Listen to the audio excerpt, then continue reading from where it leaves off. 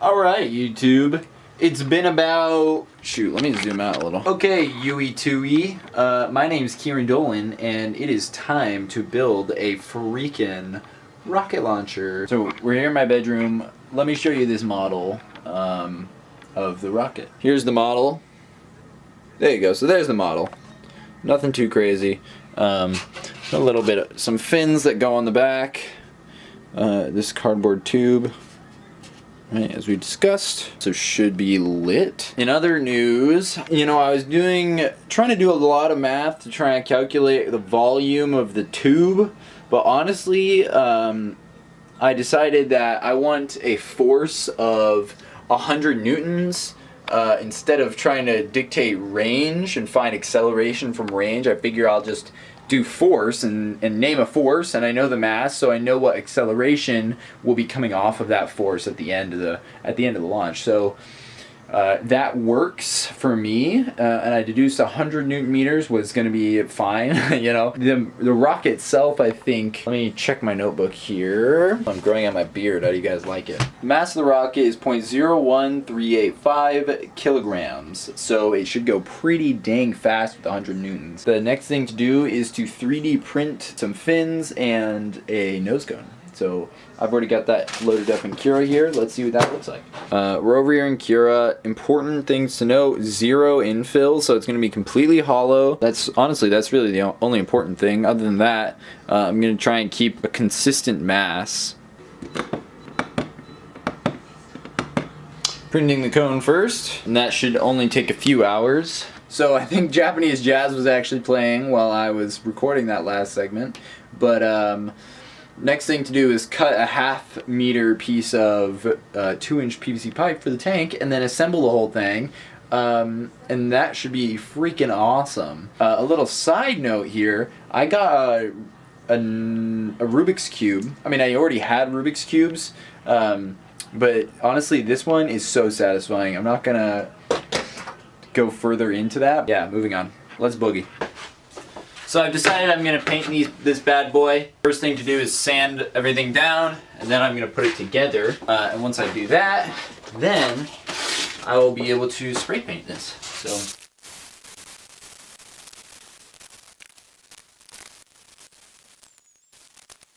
Alright, so I'm going to put in the nipple. That simply just goes in the hole, washer goes on, and then the nut goes on after. I'll bet you $1,000,000 it's supposed to be a 1/2 inch socket that you're tightening this down with, but I'm in fact using an 11mm. Okay, so now that everything is ready, I'm ready to glue these bad boys on here. Okay, so I'm gonna put PVC primer on the male couplings. I don't really know if that's the best way to do this. Probably should have read the instructions, I admit. No. Alright, so there we go. I'm gonna leave that upright so it doesn't go in the fitting there, or the nipple, if you will. Okay, so that's wonderful. Now I will wipe these down. Alas. I was hoping I could get some of this blue and purple stuff off, but that doesn't seem to be happening, so I'm gonna sand it. Not for the first time. Alright, so just a little blue savior. Putting it on the fitting, just to ensure I don't get that painted. Fitting covered. Now it is time to take it out back. Oh snap. And get the blue gunk off my fingers that I just put on there like a smart person. These weren't even on one though. Just a quick sort of not YouTube thing. Shout out Five for ordering the first magnetic lighter attachment for a bong. Honestly, I'm really privileged and thankful to be able to sell that sort of thing online. And Fi was the first one, so you get the shout out. Anyways, let's go paint this. Alright, here are my two colors. Retro yellow and ugly pink. Not ugly pink. I'm sorry, Rust-Oleum. It's not ugly. It's beautiful. But honestly, yellow and pink are my two colors. Let's go paint.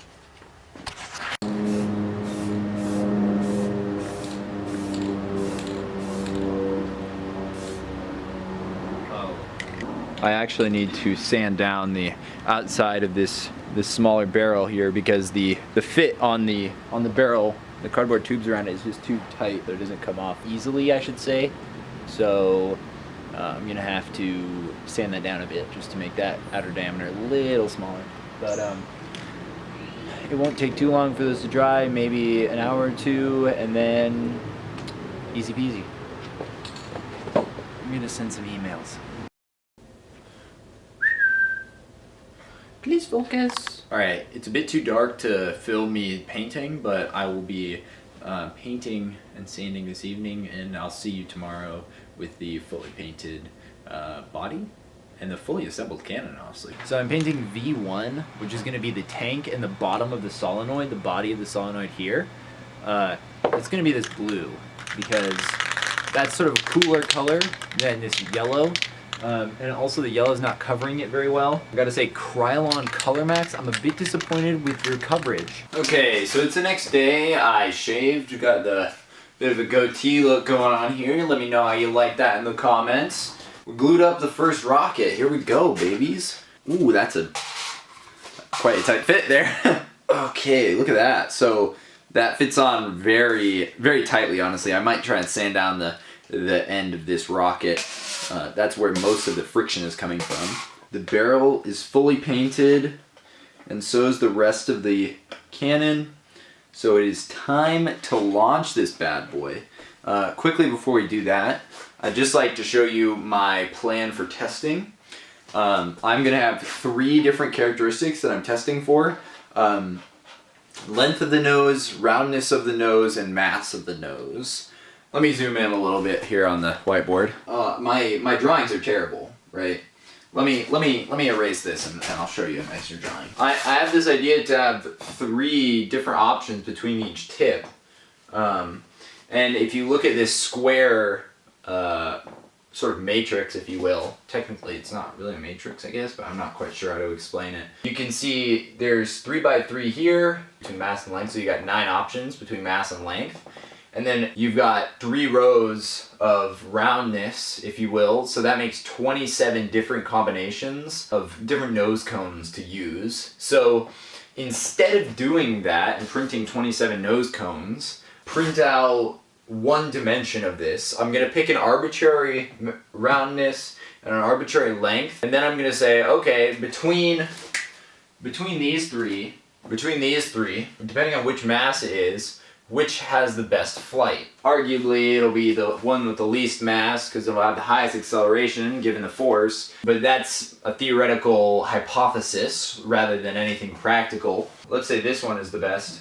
Now I've got these 2 rows of mass eliminated, and that implicitly eliminates that entire 2/3 of this cube, entire 2/3 of these options. 27. So now we've got 9 left with an ideal mass. From there, I can say, alright, well for roundness, out of these 3, which one is the best, right? And I'll measure these 3, and then let's say the middle one, you know, not too round, not too sharp. Then it cuts off these 3 here, and these 3 back here. And then you've got this one, and you've already printed that one. If you want to print all of these different examples, then you ultimately only need to print out 1, 2, 7, 8. Wait, 8. 1, 2. I guess you do need to print out 8. Oh wait, that's not true. So yeah, so here we go, 1, 6, 7 that you have to print out, depending on which one's the best. You get to save ultimately 20 nose cones worth of plastic. So to be more efficient, this is the elimination method I'm going to use to find the best nose cone. With that in mind, it's time to do the first test flight, so let's freaking do it. So a couple of NPT fittings later on each side, and a little wiring with my cardboard box that I put a switch on earlier. I've got a 4S LiPo battery in here, and I can go like this. and it'll activate the solenoid. So the next step is to actually fire this bad boy. I'm going to load it up with a little bit of pressure, and I'll show you the device I'll use. I'll use my air compressor with a Merlin, which is honestly a Harbor Freight brand, I admit, hose adapter. And it's got a pressure gauge on there, and I'll be able to blow up to whatever pressure I'd like. I'm gonna blow it up to way below what I'm gonna do. 100 PSI is the idea. But way below that, and then we're gonna see if it holds pressure. Then I'm gonna fire off that little bit. Let's do it. Ear protection. All right, 30 PSI. Here we go. I'm just gonna leave that there. 3, 2, 1.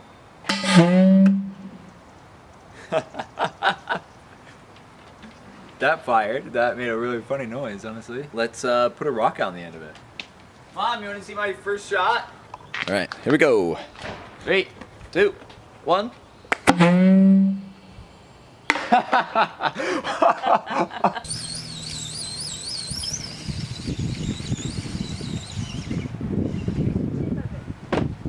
The tip?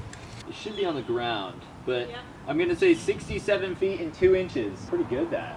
Okay, so there's actually one more thing I can do, and that is, aiming device. I'm gonna aim it at 45 degrees. That way the X component and the Y component, or the X component and the Y component can be related one-to-one in terms of their force. Yeah, and the greater distance you get, the more deviation you'll have between the rockets, I suppose.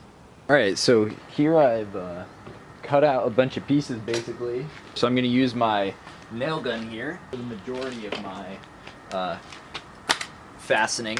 I'm going to use some screws to tie it all together. Essentially,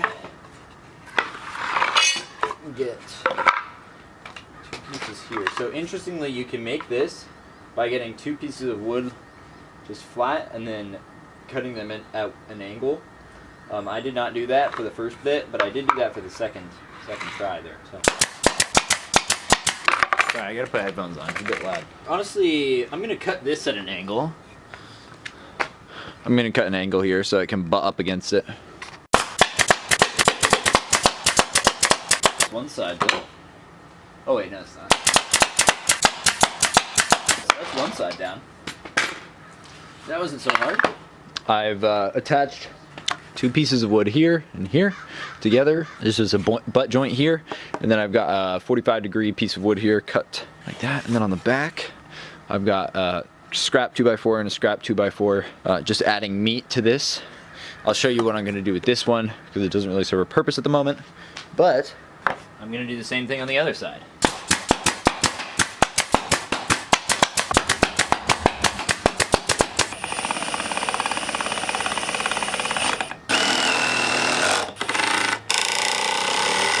That's what I'm talking about. Now it's time to attach this bad boy. How am I gonna do that? That's a great question. Okay, so I figured it out. I'm gonna use, I think this is for a boiler or something like that, and it attaches to a wall. It's basically just some holes in a piece of metal.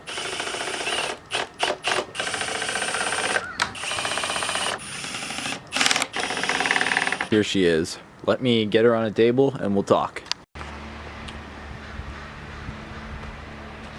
Okay, I've built the launcher. I've been able to wire it up and fire it, and it goes fast and far. I've built the stand for which will get maximum distance and will allow for repeatable and consistent results. I've also got preliminary data on my rocket and how it performs. The next step is to model the base nozzle. Once I've modeled the base nose cone, I'll then print out the base nose cone in different masses, which will change its center of gravity, and ultimately, ideally, it'll change its stability characteristics, which will be quite interesting. Next episode, we'll be taking this and firing it out in a field and seeing how far it goes. I'll see you next time.